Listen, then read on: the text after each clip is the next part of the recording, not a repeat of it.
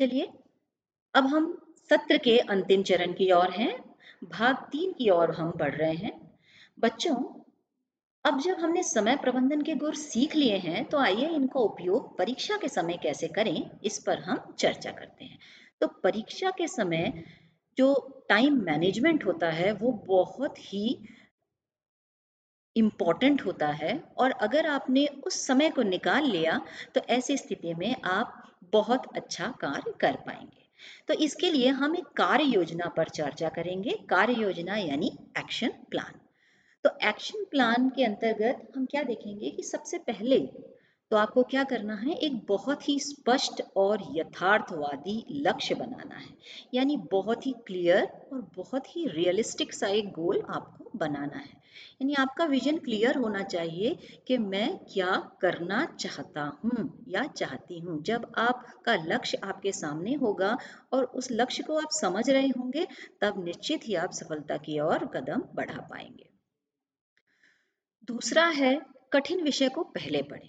जब भी आप पढ़ने बैठें, जब भी आप अपना प्लानर बनाएं, जब भी आप परीक्षा की तैयारी शुरू करें, तो जो विषय आपको डराता है, जो विषय आपको परेशान करता है, जो विषय आपकी नींदें उड़ा देता है, उस विषय को पहले पढ़ें। जब आप उस विषय को पहले पढ़ेंगे तो पाएंगे कि आप और अच्छी तरीके से और आत्मविश्वास के साथ आगे बढ़ पा रहे हैं। एक समय में एक ही विषय पढ़ें। बच्चों, कई बार क्या होता है कि बच्चे अपना टाइम टेबल बनाते हैं, एक प्लानर बनाते हैं, उसमें वो लोग कि सुबह 8 से 9 हिंदी पढ़ेंगे, 9 से 10 इंग्लिश पढ़ेंगे, 10 से 11 मैथ्स पढ़ेंगे। कई बार बच्चे एक एक आधा आधा घंटे के टाइम को अलग अलग विषयों को दे देते हैं। तो ऐसी स्थिति में भी क्या होता है कि कई बार जब हम बहुत सारे विषय एक समय में पढ़ रहे होते हैं, तो हमारा दिमाग थोड़ा सा कंफ्यूज हो जाता है। यानी कि वो थोड़ा सा भटक जाता है और वो समझ नहीं पाता। यानी हम ये कहें कि जो एफिशिएंसी उसको दिखानी चाहिए वो नहीं हो पाती। तो यथासंभव कोशिश करें कि एक यूनिट लेके या एक चैप्टर लेके बैठें और ये मान लें कि ये चैप्टर करके ही मुझे उठना है। यानी 1 घंटा, 2 घंटा, 3 घंटा या 1 दिन, जितना भी समय आपको लगे, आप कोशिश करें कि एक विषय पढ़ें और उसके बाद ही कोई दूसरा विषय पढ़ें। एक विषय को बीच में या एक चैप्टर को एटलीस्ट बीच में ना छोड़ें। स्वयं को व्यवस्थित रखें। स्वयं को व्यवस्थित रखने से मेरा तात्पर्य है कि कई बच्चे जो होते हैं, वो उनकी किताबें कहीं पड़ी होती हैं, उनकी नोटबुक कहीं पड़ी होती है। ढूंढने जब पढ़ने बैठते हैं तो वो बोलते हैं, अरे मेरा पेन नहीं मिल रहा, इसमें तो रिफिल नहीं है, मेरी कॉपी कहाँ गई, ये वाली कॉपी तो भर गई है। या फिर कभी कुछ नोट्स आपने बनाए थे तो वो नोट्स वाली कॉपी तो मुझे नहीं दिख रही। तो इस तरीके से जब आप अव्यवस्थित रहते हैं तो बहुत सारा समय जो होता है आपका उस व्यवस्था को बनाने में ही लग जाता है। तो अगर आप स्वयं को व्यवस्थित रखेंगे तो पढ़ने में भी आपको अच्छा लगेगा और बहुत सारा समय भी आप बचा पाएंगे। पढ़ते पढ़ते अगर आपको ये याद आ जाता है कि क्लास में शायद टीचर ने एक दिन बताया था कि ये प्रश्न अगर आए तो इसका हल ऐसे निकालना चाहिए, और आप उस दिन वो विषय की कॉपी ना ले नहीं ले गए थे और आपने उसको रफ कॉपी में लिखा था, तो आपको जैसे उस चीज़ को याद आ जाती है तो आप तुरंत अपनी रफ कॉपी निकालते हैं और आप उसमें से देख लेते हैं। तो अगर आप व्यवस्थित होंगे तभी ये काम हो पाएगा, अन्यथा संभव नहीं होगा। जो भी आपने पढ़ा उसकी समीक्षा करें। यानी कि रिवाइज करें जो भी आपने पढ़ा। आप ये देखें कि आपने क्या टारगेट बनाया था। आज आपने सुबह ये सोचा था कि मैं इस चैप्टर को पूरा करूंगा, तो क्या आप शाम तक उस चैप्टर को पढ़ पाए? और अगर आप पढ़ पाए तो क्या आप उसे समझ पाए? और अगर आप समझ पाए तो क्या परीक्षा में अगर उससे संबंधित कोई प्रश्न आ पाए आएगा तो क्या आप उसे कर लेंगे? इस तरीके से प्रश्न अपने आप से पूछें और समीक्षा करें कि जो आपने पढ़ा है क्या वो सही है या नहीं। समय सीमा का भी ध्यान रखें। बच्चों, कई बार क्या होता है कि पढ़ते तो जाते हैं लेकिन पढ़ते पढ़ते इस चीज का ध्यान ही नहीं रखते कि समय कम है। परीक्षा के दिन नजदीक आते जा रहे हैं और एक एक दिन धीरे धीरे खत्म होता जा रहा है। तो यदि आप एक विषय को लेके बैठेंगे और बहुत सारा समय उस विषय को ही दे देंगे तो अन्य विषयों को पढ़ने का समय आपके पास नहीं रहेगा। तो इसलिए समय सीमा का ध्यान आपको बहुत अ, जरूरी तौर पे रखना है और इस बात का ध्यान रखना है कि टाइम की लिमिट या समय की सीमा से आप बाहर ना जाए। और बच्चों, परीक्षा के समय जो बहुत ही महत्वपूर्ण बात है वो है ना कहना सीखना। कई बार ऐसा होगा कि किसी दोस्त का फ़ोन आ जाएगा, कोई मैसेज करेगा, कोई चैटिंग करेगा, कोई दोस्त ये कहेंगे कि चलो आज किसी का बर्थडे है, चलो पार्टी करते हैं, कोई ये कहेगा चलो बहुत थक गए हैं पढ़ते-पढ़ते चलो घूम आते हैं। तो आपको ये सीखना होगा कि आप कहें कि यह समय मेरी पढ़ाई का है और अभी मैं यह सब बातें नहीं कर सकता या ये सारी गतिविधियां मैं नहीं कर सकता। तो ये ना कहना जो होगा ये आपको सीखना होगा और इस तरीके से आप पाएंगे कि आपकी कार्य योजना जो आपने बनाई है परीक्षा के दौरान वो बहुत सफल होगी और आप भी परीक्षा में सफल होंगे। बच्चों जब भी आप कार्य योजना बनाते हैं तो आप ये ध्यान रखिए कि आपको एक टू डू लिस्ट भी बनानी होती है। टू डू लिस्ट का मतलब होता है कि एक दैनिक प्रपत्र होता है जिसमें हम ये लिखते हैं कि हम आज की डेट में क्या करने वाले हैं। ये डेली का हो सकता है, ये वीकली हो सकता है और ये मंथली भी हो सकता है। तो अगर आपके पास कुछ नहीं है तो आप चाहें तो आप कैलेंडर या अपने मोबाइल में भी बना सकते हैं। जो डेट वाला कैलेंडर होता है उस पे आप जानकारी भर सकते हैं कि इस तारीख को मेरे को ये पढ़ना है, इस तारीख को इतने बजे मुझे ये कंप्लीट हो जाना चाहिए। तो आपको क्या करना है इसकी जानकारी का एक प्रपत्र है जिसे कि हम टू डू लिस्ट कहते हैं। हर रोज अपडेट करें कि क्या करना है और कितना कर लिया।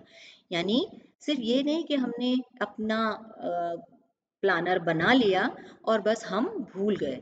आप हर रात सोने से पहले उसको रिवाइज करें और देखें कि आप क्या क्या कर चुके हैं और कितना आपका बच गया है। तो इस तरीके से आप पाएंगे कि डेडलाइन एवं समय सीमा पे अपना अपना कार्य कर पाएंगे। और कोशिश करें कि इस प्लानर को एक ऐसी जगह रखें जहां से आप इसे आसानी से देख सकें। यदि आप इसे आसानी से देख पाएंगे आते जाते तो आपके दिमाग में एक प्रेशर रहेगा कि नहीं मुझे आज की तारीख में ही अपना ये पाठ्यक्रम कि या ये विषय वस्तु मुझे पूरी करनी है। और बच्चों में एक बात और आपको कहना चाहूंगी कि ये जो प्लानर ये जो टू डू लिस्ट होती है ये सेल्फ मोटिवेशन का एक बहुत ही उत्तम उपाय होता है। ये हमें स्व प्रेरणा देता है और लक्ष्य की प्राप्ति की ओर प्रेरित करता है।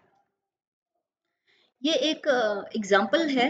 ये एक मैंने आपको बना के बताया है कि बच्चों देखो ये इस प्रकार का एक प्लानर हम इस्तेमाल कर सकते हैं। आप भी ऐसा कुछ बना सकते हैं कि देखिए मंडे, ट्यूसडे, वेनसडे, थर्सडे और फ्राइडे।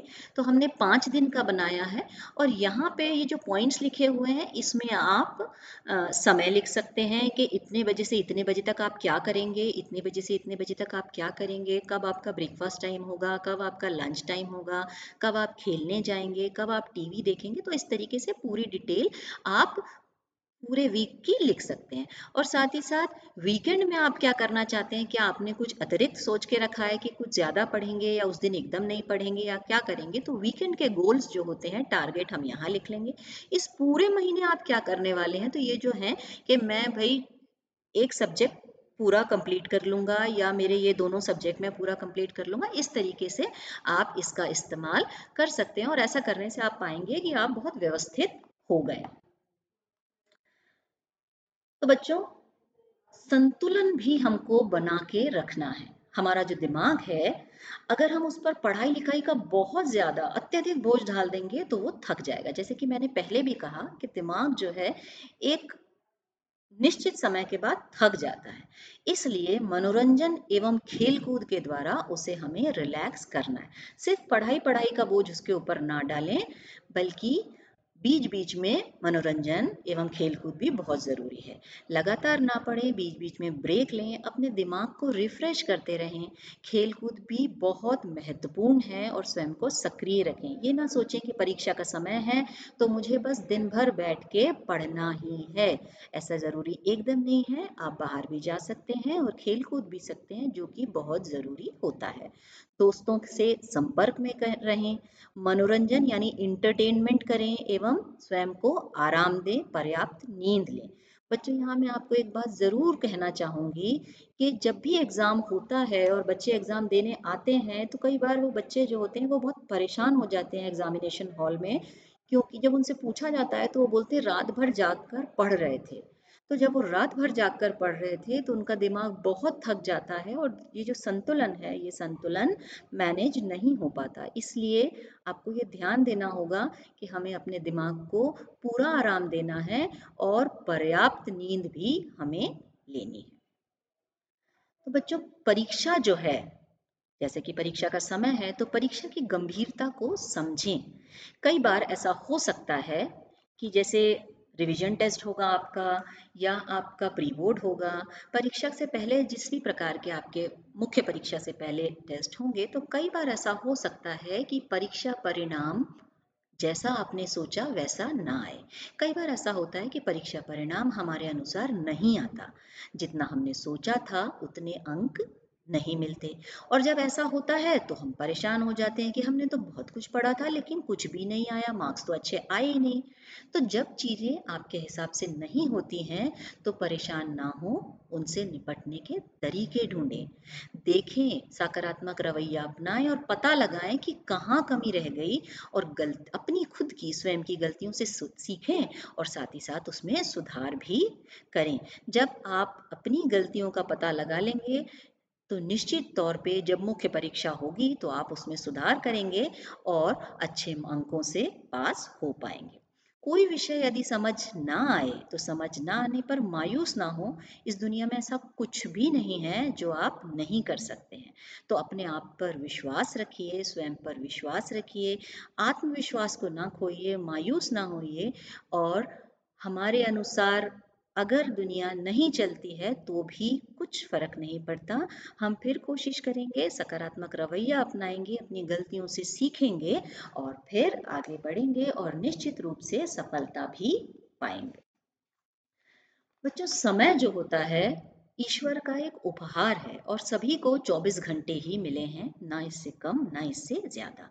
और इन 24 घंटों का उपयोग हमें बहुत ही सावधानी पूर्वक करना है। हमें इस समय का दुरुपयोग नहीं करना है। और समय के उचित प्रबंधन एवं सदुपयोग से यानी टाइम मैनेजमेंट से हम बड़े से बड़ा लक्ष्य भी आसानी से पा सकते हैं। तो आशा है आज का यह सत्र आप सभी के लिए उपयोगी रहा।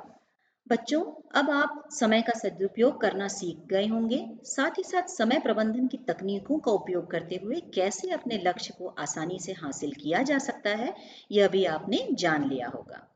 टाइम मैनेजमेंट स्किल्स द्वारा आप सभी अपने लक्ष्यों को हासिल कर पाएंगे, ऐसा हमारा विश्वास है। आप सभी को बहुत बहुत शुभकामनाएं।